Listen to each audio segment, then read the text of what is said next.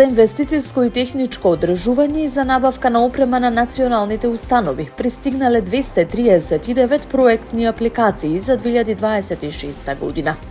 По евалуацијата се прифатени 66 проекти со вкупен износ од 15.500.000 денари, информираат од Министерството за култура и туризам. Министерот Зоран Љутков, соопштувајќи ги резултатите од годишните конкурси по дејности на пресконференција во владата, посочи дека овие средства се наменети за обезбедување основни услови за функционирање на националните установи, преку поправки, тековно одржување и набавка на неопходна опрема.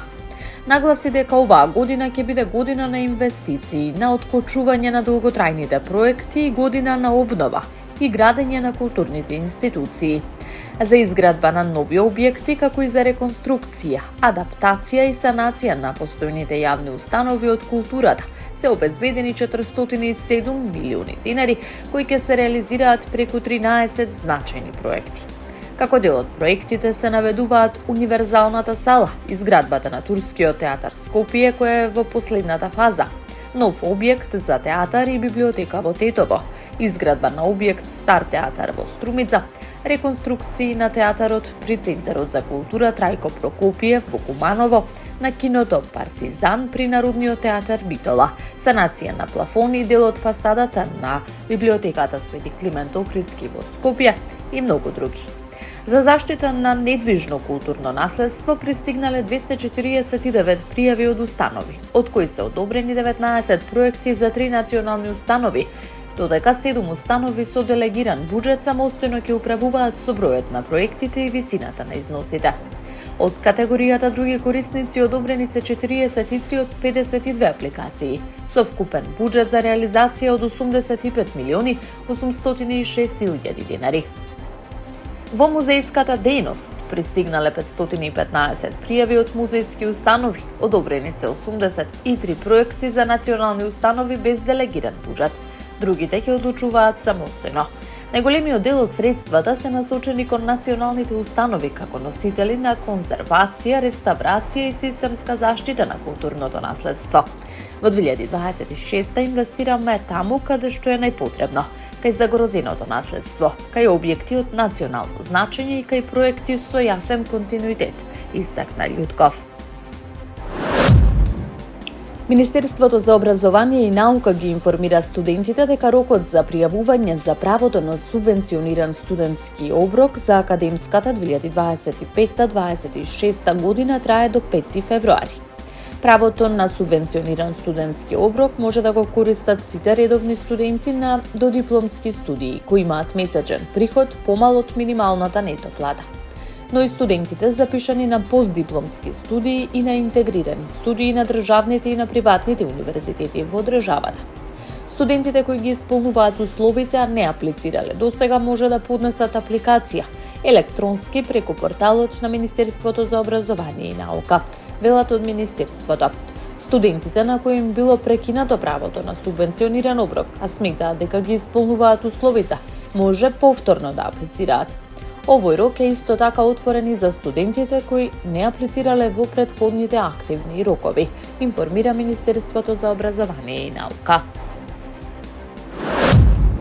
Иранскиот председател Масуд Пезешкијан повика на мирно решавање на тензиите со Вашингтон по обновените воени закани од американскиот председател Доналд Трамп. За време на разговорот со египетскиот председател Абдел Фатах Ал-Сиси, Пезешкијан ја нагласил неопходноста од воспоставување дипломатски процеси. Тој потенцираше дека Исламската република никогаш не тежнеела кон војна и верува дека евентуален конфликт не би бил во интерес ниту на Иран, ниту на Соединетите Американски држави, ниту на регионот. Од друга страна, председателот Трамп го зголеми притисокот врз Техеран со најава за испраќање дополнителни воени бродови. Тие разговараат со нас, ке видиме дали можеме да направиме нешто. Имаме голема флота која се упатува таму, изјави Трамп. Фокусот на преговорите се очекува да биде насочен кон прекин на иранската нуклеарна програма и ограничување на балистичките ракети. Шефот на иранската дипломатија Абас Аракчи порача дека одбрамбената стратегија и ракетните системи никогаш нема да бидат предмет на преговори. Предупреди дека доколку дојде до конфликт, тој би можел да се прошири низ целиот регион. Тензиите дополнително се заострени по нападите на американската војска врз нуклеарни објекти во Иран минатиот јуни, како подршка на израелските напади. Од 1 февруари еврото стана единствена официјална валута во Бугарија, додека левот повеќе нема да биде прифатлив за плаќање на стоки, услуги и обврски, соопшти Министерството за финансии на Бугарија. Според законот за воведување на еврото во Бугарија, цените на стоките и услугите и понатаму ќе бидат истакнати во двете валути до 8 август 2026 година, со цел да се обезбеди транспарентност и да се спречат шпекулативни практики, јавуваат бугарските медиуми. Граѓаните на Бугарија кои понатаму поседуваат левови можат бесплатно да ги заменат во банките и во бугарските пошти до 30 јуни оваа година, додека Националната банка на Бугарија ќе обезбеди бесплатна и неограничена замена на левовите во евра и по тој датум.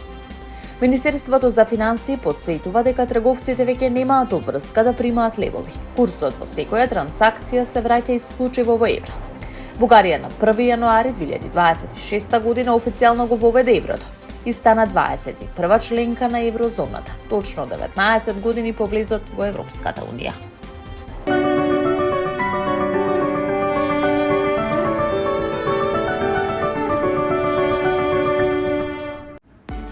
Времето денеска променливо облачно со сончеви периоди. Ќе дува слаб, а долж по Вардарието умерен ветер од југоисточен правец. Во Скопје е променливо облачно време со слаб до умерен ветер од југоисточен правец.